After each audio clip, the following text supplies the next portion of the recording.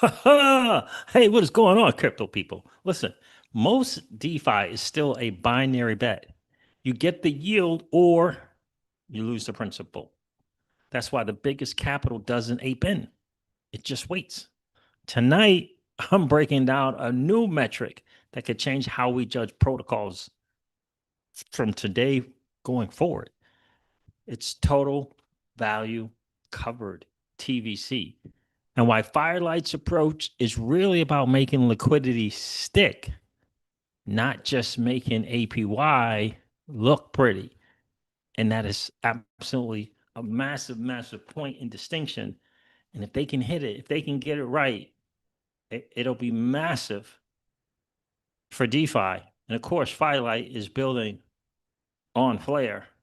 And I think Flare is going to expound upon that principle for its DeFi as well. So happy freaking Monday to each and every one of you. That's right, Iman. You got it right, brother. It's TVC, total value covered. It's an interesting concept.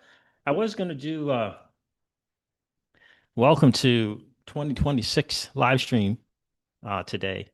But when I came across the post from Jesus, I thought, you know what? I should share that and kind of expound on that a little bit, share my thoughts on that. Here it is from Jesus Rodriguez, who is the CTO over at, he's the co-founder and CTO, CPO of Centura. And yeah, he's like the CTO for Firelight, um, which is an interesting thing. It's an interesting, very, very interesting project. And the undertaking, I think, is going to be probably the biggest value add since the advent of DeFi with this DeFi cover. So we're going to cover this new metric that Jesus and the team at Firelight came up with. It's called TVC, which is total value covered. It's an interesting, interesting concept. Again, welcome to the stream. Happy Monday. Do me a favor and hit that like button on the way in. That'd be awesome if you could do that. You know how we do. We always like to have just as many likes as we got viewers in the stream. Interesting time to be an early adopter in this new asset class that is a digital asset space. It really, really, really is an interesting time. So look, market is doing what the market does. Bitcoin got over $94,000 today. 94.7, I think, has got as high as 94,700 bucks. Ethereum got up there, over 3,200, I believe.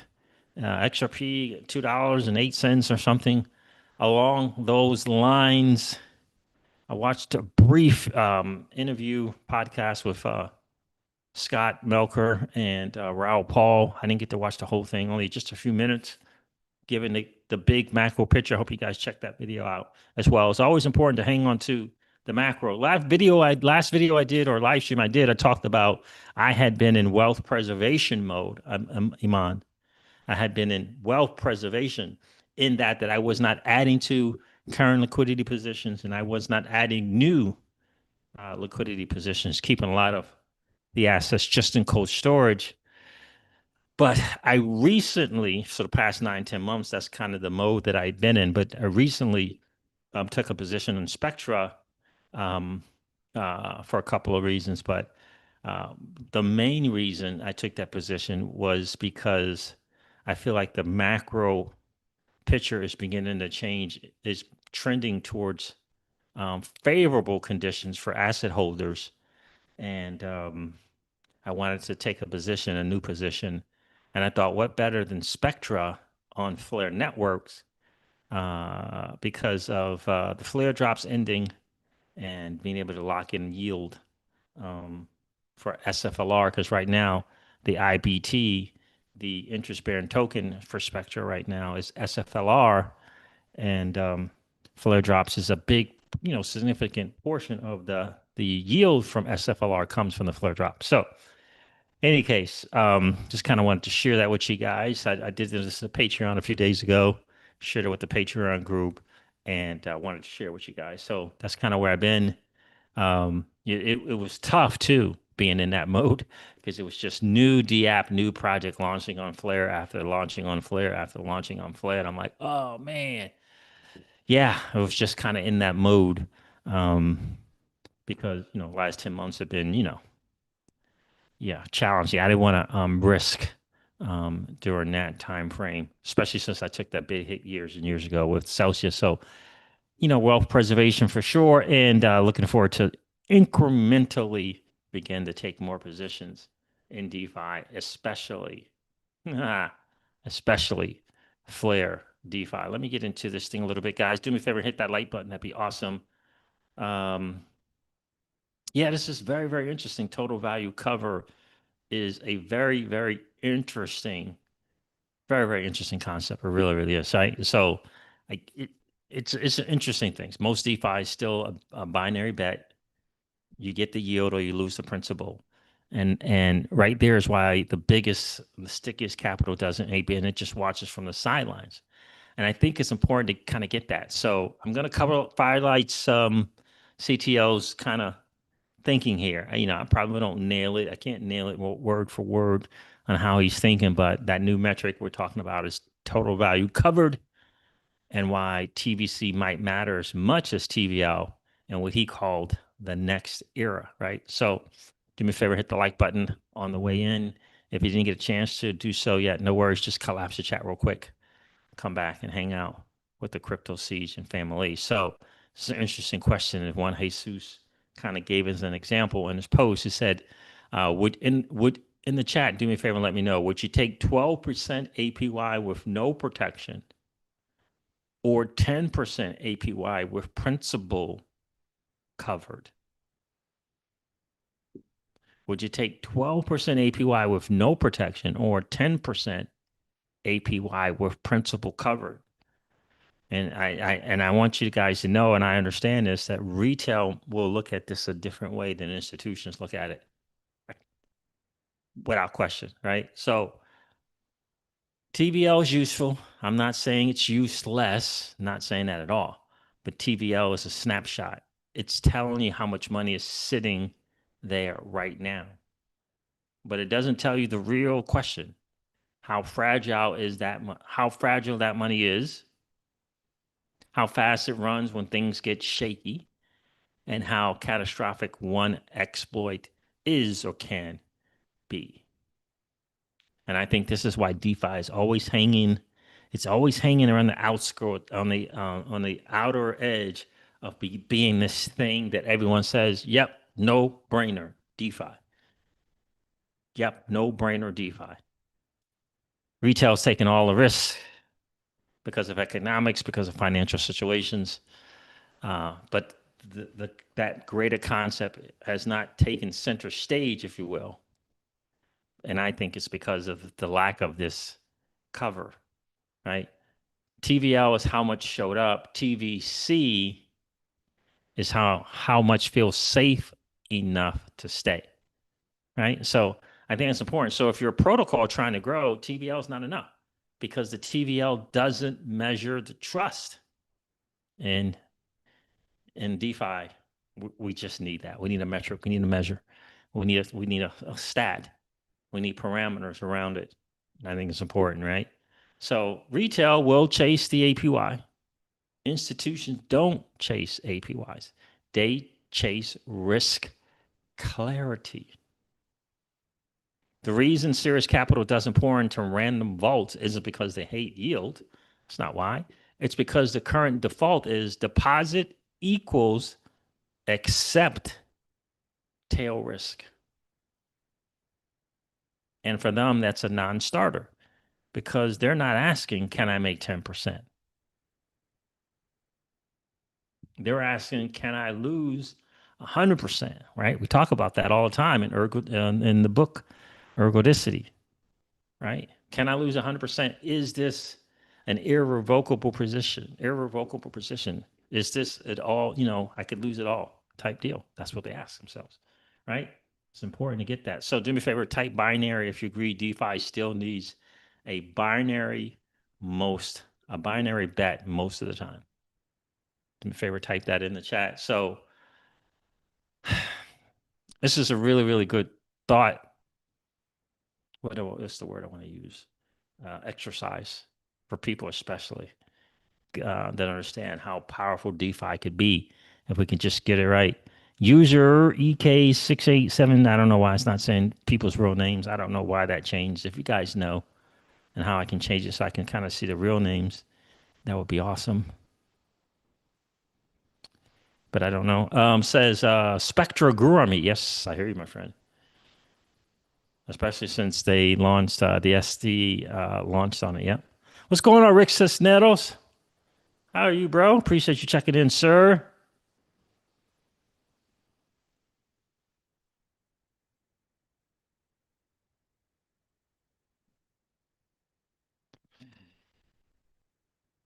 Yeah, I appreciate you being here for sure. Let me do me a favor, hit that like button on the way in. That would be super cool if you could do that. All right, so here's the core idea.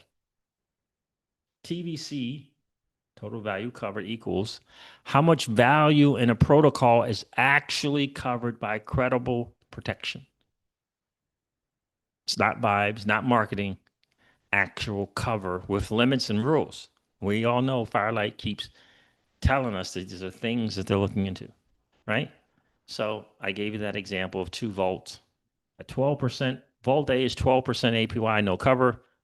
If there's an exploit, you're cooked. Exploit, you're cooked. Volt B, 10% APY, but the principal is covered by a protection layer. Volt A looks better on Twitter. Volt B looks better in a risk committee meeting, and that's important, right? So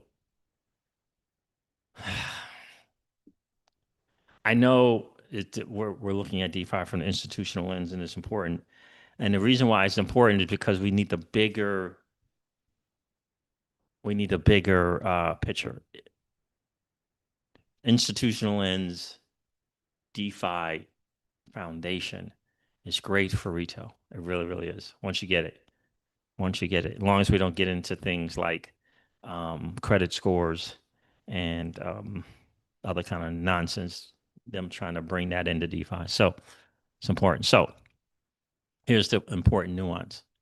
Now, I don't like the phrase infinitely higher risk adjusted returns because nothing is truly zero risk. And I know that was mentioned a little bit in that write up, but the concept is correct. Coverage bounds the downside.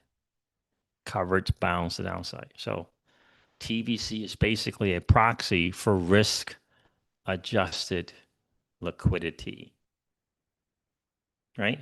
So would you rather have an APY or bounded downside, right? So in the chat, type APY or safety. If you've been around DeFi for a while, you know which one I would choose for sure. So Firelight is really claiming to be the ESS plus growth infrastructure built on Flare networks. It's important to understand that. So Firelight frames itself as providing economic security services, which is basically a layer protocols can integrate so users aren't making that raw binary bet. And the key positioning um, from the post from Jesus was really Firelight isn't just an ambulance after the crash. It's infrastructure that helps protocols scale because it can turn TVL into TVC. And again, what does that mean? Helps protocols scale. For me, that's making the strong stronger.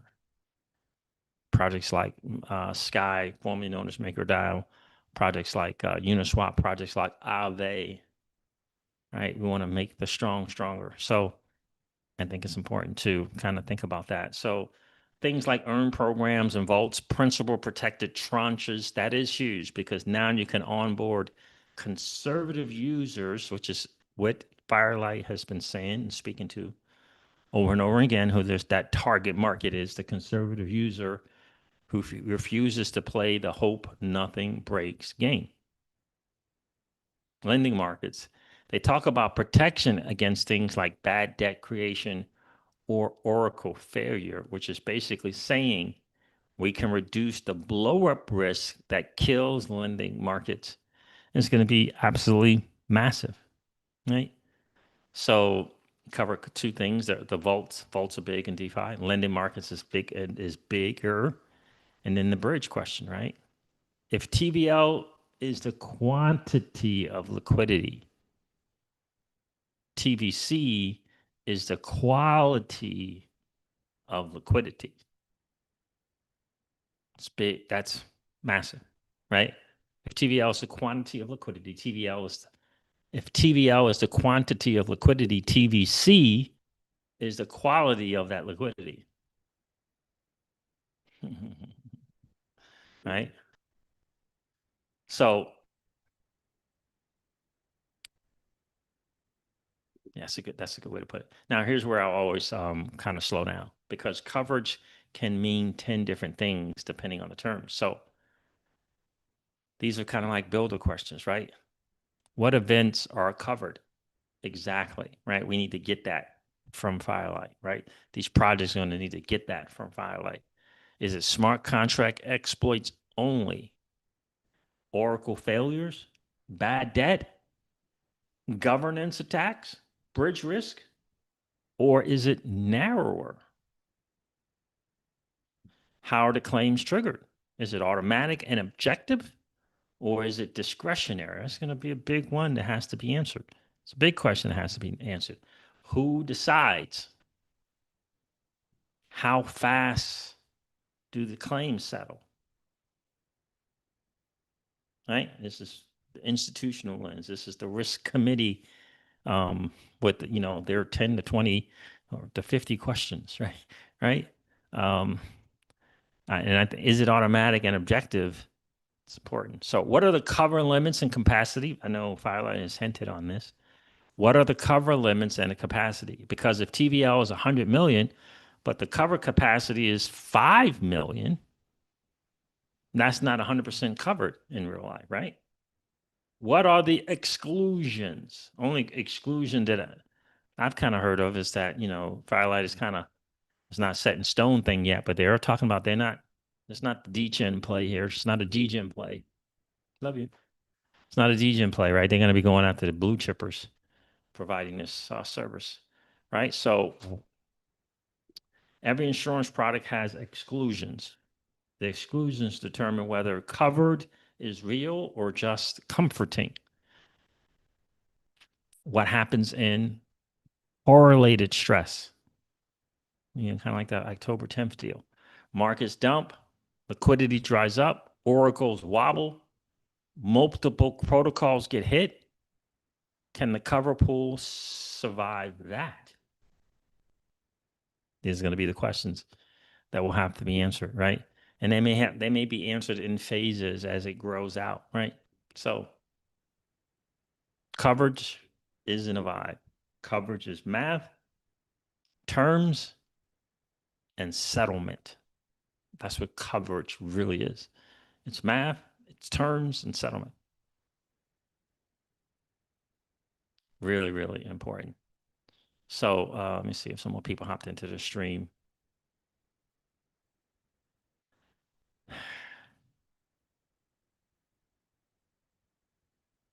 Iman says cover, please. Cisneros, safety, right? Absolutely. 100%, sir. Choose safety. I'll take the 10% APY covered principal being covered for safety. That's right. Iman, premiums are reflexive of the type of cover. 100%. So if TVC becomes a real metric, right? This is just a thought exercise right now for Jesus and the team over at Firelight. So if TVC becomes a real metric, we need a clean definition, right? That's important. So for me, I think it's fairly simple. TVC should be covered notional capped by the actual cover limit. Covered notional capped by the actual cover limit, not the protocol's total deposit. And then I'd add a second metric. Coverage ratio equals TVC slant TVL, right? And this is important. So I'd also track coverage quality, right? Qualitatively, right? It's important. speed of the payout, transparency of the rules, the exclusions, historical performance, stress events. These are metrics that are going to help. And when they begin to lay more and more information out, we'll be definitely monitoring for sure. Because I think, again, for me, I've said this time and time again, we all want Firelight to win here because this is it makes the blue chippers in DeFi stronger. And in my opinion, the blue chippers in DeFi are for us and not against us, in my opinion. So in the future, protocols won't just flex TVL, they will flex. Here's our TVL, and here how much is actually safe. The cover behind it. You get it right. They get it right. It's going to be a really, really big deal. So if Firelight or any credible cover layer actually prove itself, here's what happens. Uncovered TVL starts getting treated like, the junk bonds and stuff like that, right? Like junk grade yield chasing, right? Uncovered products become where treasuries and serious allocators park their funds. Protocols compete on safety and durability, not just emissions. That to me, that's the end goal for DeFi. Protocols competing on safety and durability, not just emissions and incentives and all that kind of stuff. So, in my opinion, I'm gonna wrap it up here for the most part. The next era of DeFi isn't going to be won by whoever screams the highest APY. It will be won by whoever makes liquidity feel boring in the best way. I used to tell people this all the time when I was teaching IBC. No one pays attention to, they hear about this and this and this, but insurance companies just kind of hang out in the background. Insurance companies just hang out in the background. Um, um, the most conservative of investors, you get the right dividend paying cash value. Insurance company been around for over 100 years paying dividends, quietly investing um, out there in the real world, and the banks come clamoring to them for cash. It's pretty funny if you really study the traditional policies that have been around for 100 years. And so, yeah, it's interesting the way they operate in the shadows, just in the background doing their thing. So, and that's what we want. In my opinion, this is exactly what we want for DeFi. So I think it's important. So do me a favor. Do you think insurance belongs inside DeFi or is it always going to be too messy? Let me know in the chat. Would you deposit into a vault if principal was covered but yield was lower? And what should count as covered in your opinion? Exploits only, oracles, and bad debt? What do you think should be covered, right? Some food for thought. For sure, some food for thought for you guys. I I'm very hopeful for Firelight and what they're building out on Flare. And I think Flare is going to be a big time with the FTSO and the FTC, with the TEEs. It's going to be a massive value add to what Firelight is looking to build. I can't wait to put that FLR in the 90% bucket. I can't wait.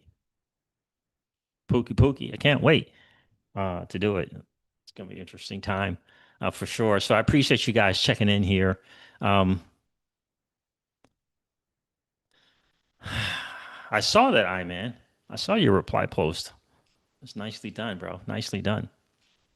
Rick Cessnetto says, CJ, they can do FDIC type coverage for DeFi, for PayPal or any other small investment services. Say 250,000 covered in the future. This can be high if it has never been done before. Yeah. Or are you saying huge? I don't know if you're saying high or huge. I'm sure. I think you're saying huge, right? I think it's if they get this right, it's big. It's absolutely big. And I did a post on this. I did a live stream about this. I believe the flare is gonna become this accountability layer. Remember, there's a reason, right? I think people don't understand. Like, there's a reason why Firelight chose to build on Flare initially. There's a reason for that. It has a lot to do with the protocols that are enshrined on that chain. Um, has a lot to do with that. And uh,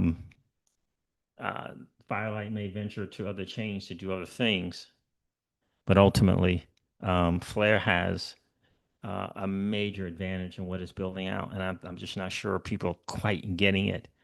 But it has a major advantage in what they're building out. It's a next layer level one. It's not just another layer one out there. What's going on? King Kibu says hello, new here. Hello, my friend. Appreciate you checking in. How do I learn the Flare ecosystem? Well, you can go to flare.network. You can go hang out on this channel, watch all videos. You could go to YouTube channel Flare Community to learn. You can go to YouTube channel called Flare Forward to learn for sure. Steve for home real estate, his YouTube channel. Also, my friend, appreciate you checking in. Where are you checking in from, my guy? But yeah, I'm really, really excited about Flare because I believe it to be a next level layer one.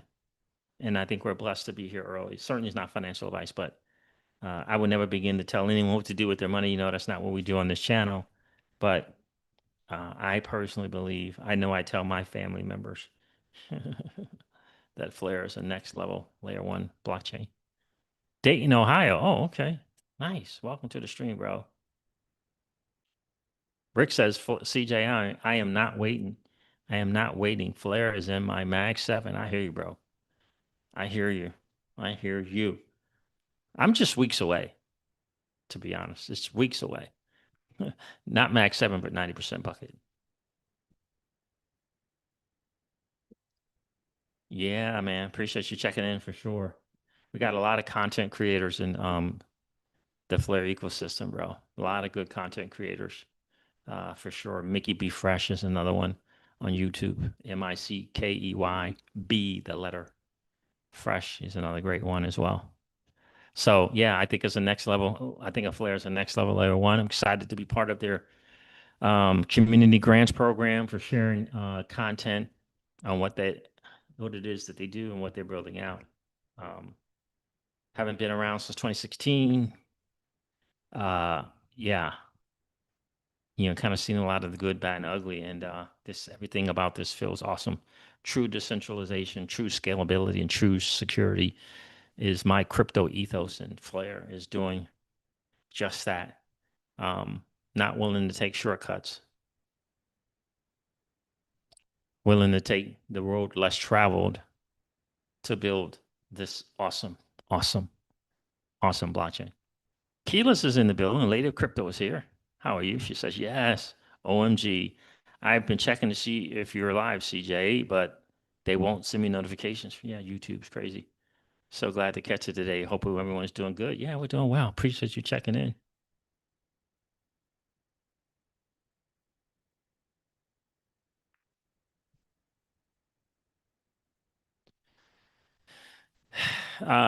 King Kibu says, are you using in other protocols besides Firelight? Well, yeah, I'm mainly in Flare's ecosystem, Flare's DeFi, and Solana's DeFi ecosystem.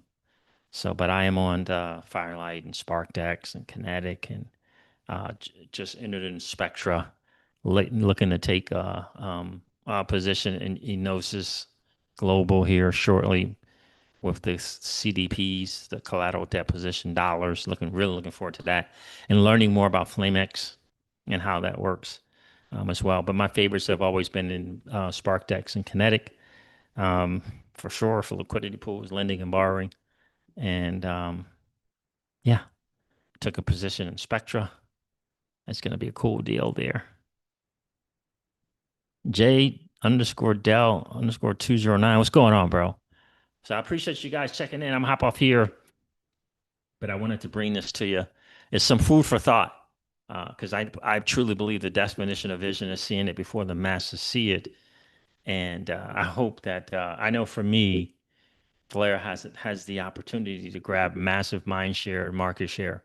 And I really do believe what they're building out is institutions all over the place are paying attention to that and craving for that very thing. True decentralization, true scalability, true security. Um, so yeah, excited for what that is going to end up being in the near future. And so, you can go to CoinGecko and you can look at prices, but I would check out at Flare Networks on X. Read everything you can when they post stuff, and yeah, definitely go to the blog and learn. We post again here, live streams, shorts, videos every single day on Flare Networks. So, is Canton the same as Flare? I don't think so. I don't know much about Canton, and I don't know much about them. But I would, the space is growing and growing and growing, and what I've learned is you can't own everything. And what I've learned for me and my family is we don't want to, right? Is we want to have a select few, and then uh, dedicate ourselves to learning as much as we can about those few that we have, right? Knowing that you know what you hold is massively important. So Rich Cisnero says no, Canton is completely different. It cannot do DeFi. Interesting. Okay. So that's what I'm learning, right? I remember Raul Paul talking about that. Diversification that's not it, except according to Raul Paul. Right? You want to what that means is, this 20, 30, 40 thing. I used to have 40 or plus more digital assets, honed it down to less than 10, so that I can focus in on leveling up my IQ on each one, right? The more I know, the better I can make better decisions about how long I hold it, if it's a long-term play, right? That's why we came up with the 90% bucket and the 10% bucket. For every $100, $90 goes into three assets, $10 goes into the speculative stuff, right? That have not quite um, achieved network adoption, like major macro network adoption. It's only three chains or so that have done that at scale, right? So, and then the 10% for the up and comers, to those who hope to go up and to the right of the network adoption curve, right? Like Sui, like Flare, who hope to grab mind share and create network adoption and leverage Matt Cap's law, because that's what ultimately is about for these blockchains, in my opinion. So yeah, there's that. And then we have what we call the Mag 7. The Mag 7. That's interesting. The Mag 7, right? It's going to be a Mag 7 in crypto, right? If you write the top seven assets, right? Um, yeah, the top seven is an interesting thing. So we got probably three out of that Mag 7 going on right now. Maybe a fourth one uh, with Solana. So we'll see. Solana's 90%, Mag 7, Bitcoin, Ethereum, XRP. Um, we'll see who else can make that Mag 7. Solana's probably just right there, in my opinion. That's just my thought on it all. But the 90% to 10% allows you to, in my opinion, formulate your own, come to your own conclusion, because when the dollars are involved, you can then begin to track other metrics, right? When the dollars are involved and invested, then you can track other metrics, right? Because you can check the CAGR, right? You can check the IRR, right? Because money's invested, right? Not theoretical. You got money invested. What's been those returns historically since the beginning? Crypto. You can measure that, right? So that's important in my view. We don't want things that are here for a few and then leaving. That you might not want to put that in the 90% bucket. Right? All right, fam. I'll wrap it up. I've been rambling long enough. I appreciate you guys checking in. Do me a favor, hit that like button on the way out. That'd be awesome if you can do that. And if you happen to be in that 55% or so of people that have been hanging out, listening to and watching the Crypto Siege, do me a favor. If you've been enjoying those hangouts, please consider subscribing to the channel. And don't forget to ring that notification bell so that you know whenever we go live or whenever we upload a video. I'm going to end this video like I do all my videos and remind you guys of this. Old money doesn't want you to win. But that's okay, though, because you and I, we're already winning. And I would ask you to consider this or perhaps ponder the idea or notion of living your life permissionless. I'll talk to you guys soon. See ya. Bye.